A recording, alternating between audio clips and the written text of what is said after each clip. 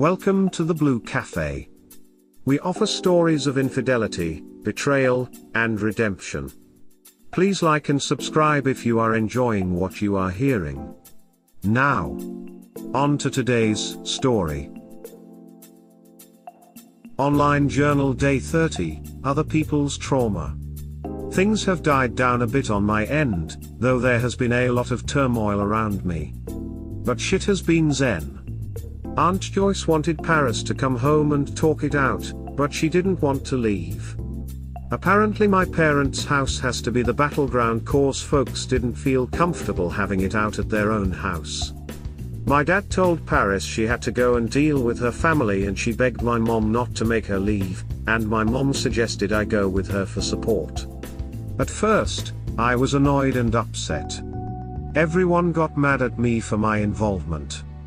I'm still being given shit for spilling the beans.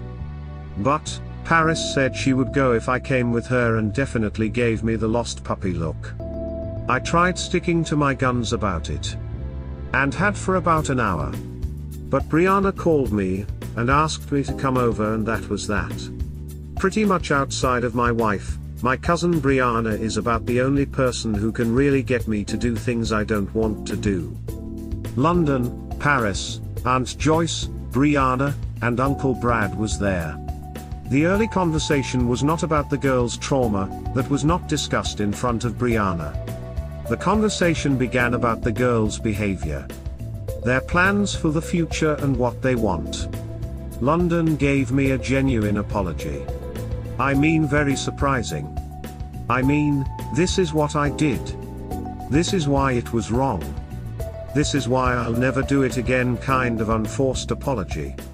I almost didn't accept it out of spite. But Brianna nudged me. No one looked for me to apologize, so I didn't. The only thing I may have had to apologize for was not something we were going to speak about in front of Brianna. Brianna did most of the talking after that. Talking about how she felt. What she seen, how London and Paris made her feel unloved, unwanted, and ugly. She was brutally honest and some of the things that she said they did when she was little made me very angry. I must have been unconsciously stepping away from Paris cause she held my hand and gripped it so hard I thought she'd break something, little as she is. She gave me this I know I ducked up please don't abandon me look. And it was really, really hard not let all of that anger I've had for her over the years resurface. Brianna is my heart. Like the little sister I always wanted. She's that family member that calls me every week. Tells me about her day. Talks to me about stupid stuff her and her friends do. I didn't know who the Duck the Weekend, stupid name, was until she begged me to listen to him cause she was obsessed. Same thing with Bill Eilish. I bought tickets for her to see that girl at Lincoln Hall one year. Brianna is the only person in my life that makes me feel appreciated. Like I'm her hero. She listens to my advice. She hears my opinions. She comes to me when she has a problem and actually cares what I have to say. So I'm very protective of her and all my instincts wanted me to armbar Paris and throw her into London and give them both the people's elbow. But Brianna accepted Paris' continued tearful apology, and shook her head at me like she knew exactly what I was thinking. So I just stood there, letting this woman hold my hand when it really felt like a betrayal to be her support. When Uncle Brad sent Brianna away, cause the grown folks needed to talk, she hugged me and thanked me for being there for Paris. She made a joke that blonde girls aren't too bright, they need a lot of help. A joke that broke the ice and she hugged Paris. Paris made a joke back, something about her being so bright she's white, or something, but I didn't hear it, she was crying. I wanted to say that Paris looked red as hell at the moment, but kept my mouth shut and didn't step on the moment. Brianna even hugged London. After she left, Aunt Joyce thanked me for coming to support Paris and London. Uncle Brad did the same. Told me he knew this wasn't my goose to pluck, but he was happy to have me in the kitchen. He spoke then. Like for 30 minutes. I ain't never seen my uncle cry. It made me upset all over again. But Paris had me again. Again, and I'm trying to figure out how it's possible for me to forgive these girls. People want me to hold on to the idea of their trauma. What happened to them before was super ducked up. But man, the damage they caused is insane. My uncle a proud, strong dude, I ain't never seen him shook. Hearing how he feels like he failed as a father and a protector. How he was sorry he couldn't be what they needed growing up, like he didn't know how. Berating himself for maybe being too hands-off, giving them space when he should have pried. How he was asking the wrong questions. That shit ate me up. I wanted to say something. I wanted to defend my uncle. But that wasn't my role there. That wasn't why I was there. I was a prop. I was there to be Paris, totem or something. I was really upset about that. I started to get angry. Like, I have my own mess. I'm dealing with so much. Why am I here? This ain't my family, this ain't my fight. Why did anyone expect me to be here and support anyone? Who is supporting me in my issue? Then she squeezed my hand and I look at her red crying face and realize that technically she is. I'm just not talking to her much about my problems.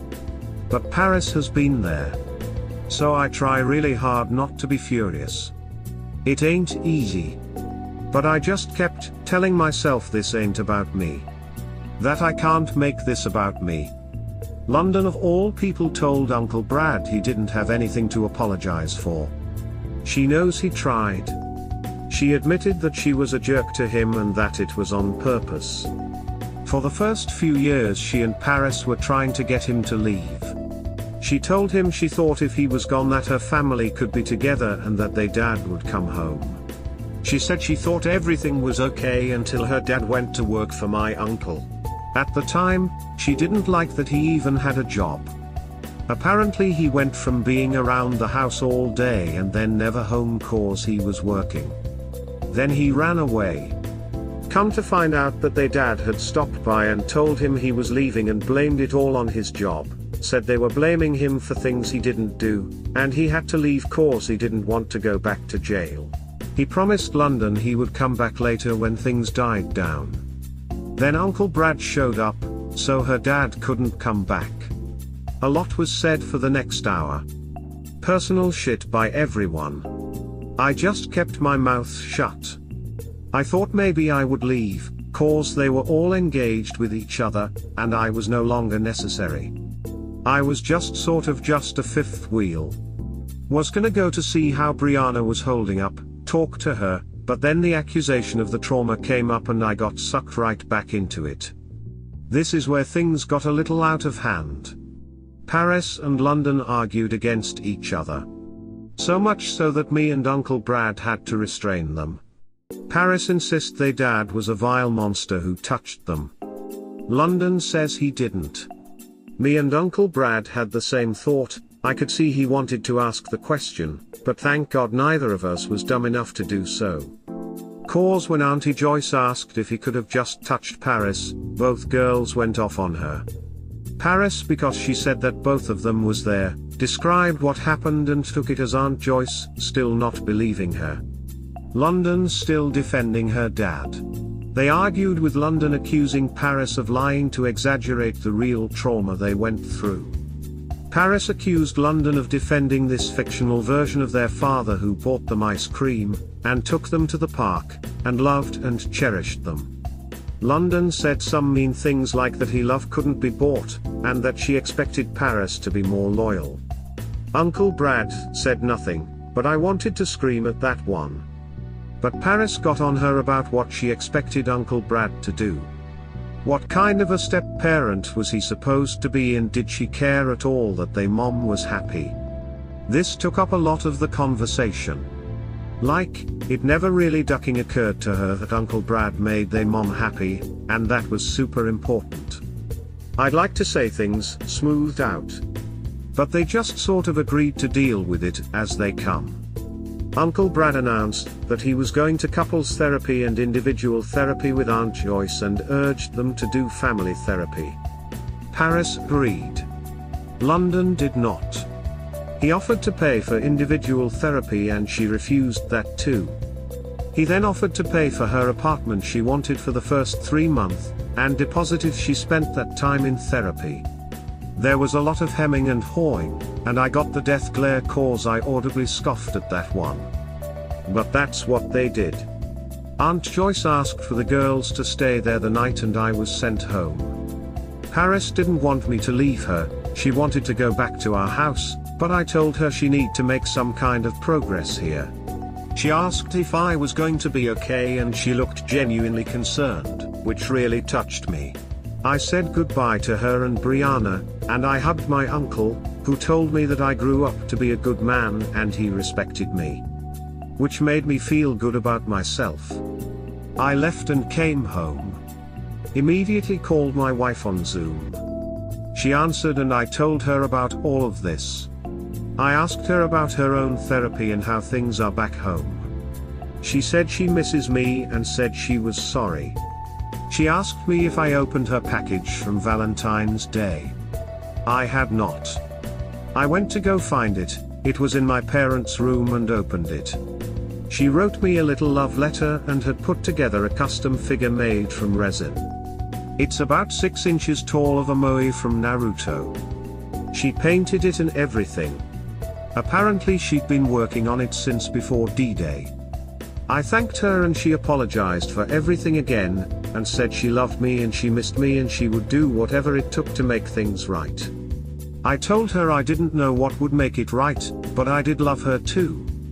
I told her I had already bought her something for Valentine's Day back in December, but it was in my lockbox at home. She said she didn't need a gift, she was happy that I was talking to her again.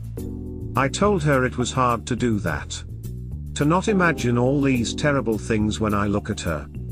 She said she knows and she hopes with time we can heal. After that I sat down in the basement on the couch. Alone for the first time in a while. Poppy was with me, but he was just chilling. I can't believe I miss having Paris here. She hasn't been back for a day or so and hasn't called or anything. I haven't called Amy back, because we've committed to only talking twice a week and I'll probably want to talk to her later in the week. I called Danny, but she's been busy and Bast is still being an absentee asshole. I've been here a month and we ain't been in the same room. I''M.M.A. Just drive over to his house and be like what the duck. I'm strangely sad. There's no drama around me. Mom and Dad are on their routine. I'm alone here, but it's all quiet. Just me and my thoughts. I let loose a serious rant yesterday after reading some comments. That killed some time, but other than that I just been chilling. I tried playing bot, but I'm a little frustrated cause I need giant ancient cores to upgrade my armor and nothing is dropping them. I've killed over 100 Guardian Stalkers and nope, none. I'm a bit pissed about it. I think I'm gonna go get a haircut today. I look like the Wolfman. My old barber is no longer around and I don't know where to go. My dad has gone to Satin Wave 2 off Capital my entire life, maybe I'll go there. I used to go to the My Barber shop next to Houdini's hats when I was really little. Finding a barber isn't really easy, and when you find one, you stick with them. I have no barber in my hometown anymore. So, gonna have to fix that. We hope you have enjoyed today's episode. Please like and subscribe. Cheers. Have an awesome day or night. Wherever you are.